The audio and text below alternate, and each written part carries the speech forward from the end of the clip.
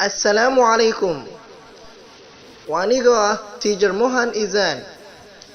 Hadduu ay bakaraale noqdo dhawaan waxaan bilaabi doonaa aan barteeda soo gelin doonaa barnaamijyo aad faa'iido u leh barnaamijyadaasoo aan ugu talagalay markaa bahda waxbarashada gaar ahaan ardada wax ka barata macaahidda iskuulaadka Muqdisho iyo sidoo kale even jaamacadaha ardada dhigta.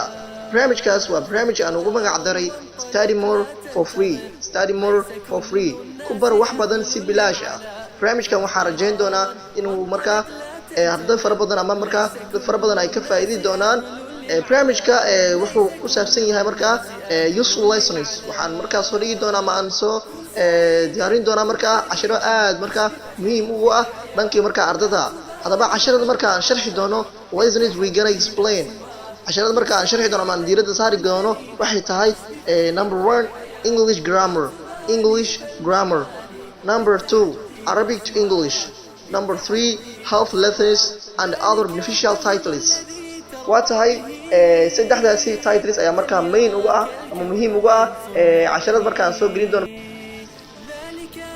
even kuma ekaani doonto sharxaadeena kaliya ciwaanada aan soo sheegay balse xitaa haddii tixgelin dhankiina iga yimaado inaan casharo soo geliyo oo markaa aad markaa ardada faa'iido ugu ah oo main points markaa hadaba saddexdaas title maadaama aan usoo xushay waxay tahay maadaama luqadda ingiriiska aad ay muhiim ugu tahay xagga grammarka iyo sidoo kale title labaad Arabic to English. waxaan ku sharxi doonaa Arabic ayaan waxaan u sharxi doonaa by English ahaan iyadoo markaa micnaha afka Soomaaliga ama luqadeena hooye aysan ka marnayn.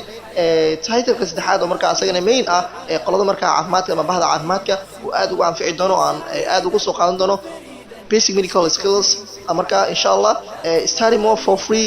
ku bara wax badan si bilaash ah. hadaba muuqaalka kani gaarsii asxaabtaada kale si markaa dad fara badan ay inoogu soo xirmaan barnaamijka kani iguna dhiirigeli. haddii aad barnaamijka ka heshay like saar share. waad mahadsantihiin dhammaantiin. كن سعيدا كن فريدا عش بفخر في الحياة لا تبالي